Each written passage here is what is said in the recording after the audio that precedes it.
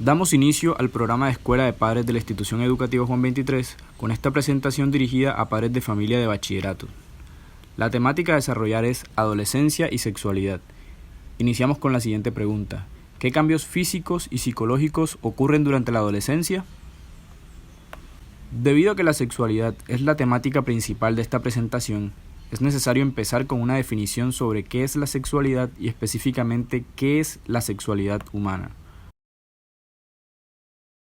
Cuando hablamos de la sexualidad humana, nos referimos a una característica natural de los seres humanos que está conformada por tres partes: una parte física o biológica, una parte emocional y una parte psicosocial. El aspecto físico de la sexualidad es lo que puede observarse a simple vista, las diferencias evidentes entre hombres y mujeres, sus genitales, la forma de sus cuerpos, etc. Y por otro lado se refiere también a moléculas que no son visibles, como los cromosomas y las hormonas.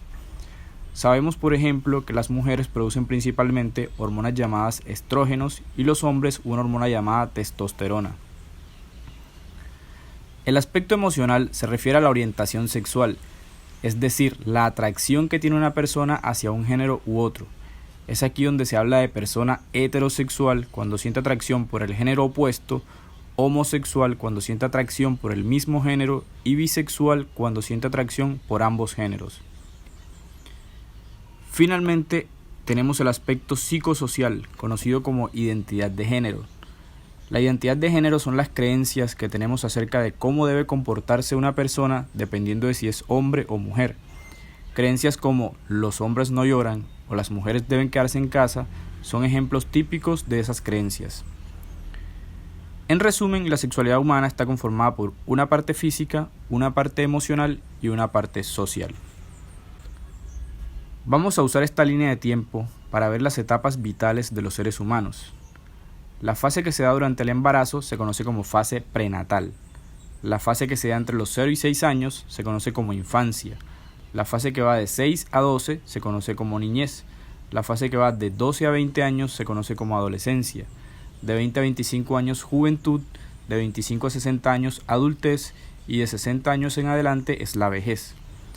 En esta presentación nos enfocaremos en la preadolescencia, que es la fase final de la niñez, y de la adolescencia.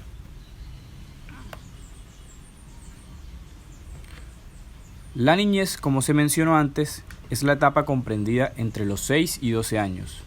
Durante esta etapa es normal que los niños muestren muy poco interés en cuestiones sexuales. De hecho, las conversaciones sobre novios y novias pueden producirles vergüenza e incluso asco. En cambio, hay un mayor predominio de ternura e intereses estéticos y morales. Por ejemplo, se imaginan siendo superhéroes que protegen a los demás o princesas que viven en castillos. La preadolescencia es la fase final de la niñez. Ocurre aproximadamente entre los 9 y los 12 años.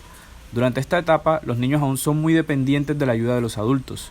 Sin embargo, empiezan a mostrar deseos de independencia, desobediencia y rebeldía. Durante esta etapa su cuerpo empieza a cambiar, lo que puede generarles vergüenza. Empiezan a preocuparse por la opinión de los demás y a asumir una identidad basada en su género. Los niños actúan como varones y las niñas actúan como señoritas. También son más propensos a los cambios drásticos de humor, especialmente los niños. La adolescencia es la etapa siguiente a la niñez. Durante esta etapa, los niños crecen rápidamente. En un lapso de 1 a 3 años pueden crecer hasta 10 centímetros.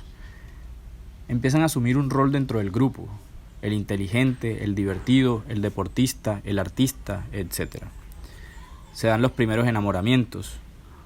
Ocurre un gran desarrollo de la inteligencia y un gran afán de independencia.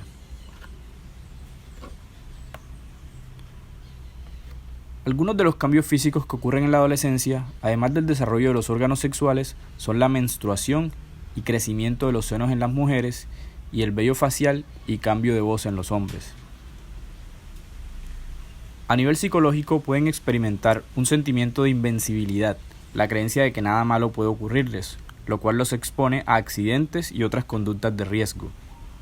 El egocentrismo o la dificultad de ponerse en el lugar del otro. La audiencia imaginaria, que es la idea de que los demás los observan o hablan de ellos. Aparece el pensamiento formal o pensamiento lógico.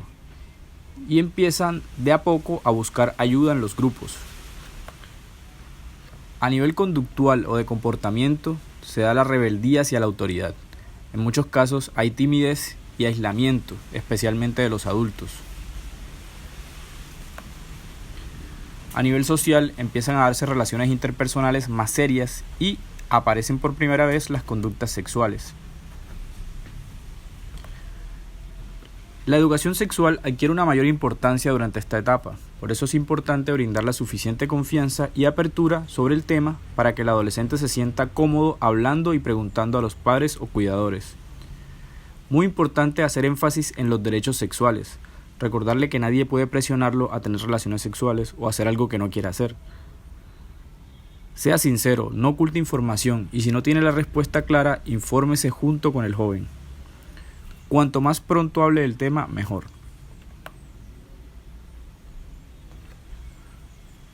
Otras recomendaciones serían enseñarles la importancia de expresar sentimientos y que confíen en usted para hacerlo. Enseñarles respeto por los demás y por las diferencias. Comprender temores y dudas que experimentan sin juzgarlos. Trabajar el autoestima. Trabajar el autocontrol y comportarse correctamente en situaciones sociales. La palabra clave en la crianza de un adolescente es negociación. A esta edad ya no sirve imponer las cosas de mala manera. Es más recomendable negociar con ellos y llegar a acuerdos. Por eso es importante que los padres y cuidadores identifiquen qué cosas se pueden negociar y cuáles no. Por ejemplo, usted puede permitirle que use redes sociales, pero no es aceptable que se exceda en el tiempo. Durante la adolescencia suelen presentarse dificultades relacionadas con el autoestima. Por ejemplo, a raíz de la insatisfacción corporal puede desencadenar problemas de alimentación. También pueden presentarse discusiones con los padres y en el colegio casos de bullying o acoso escolar.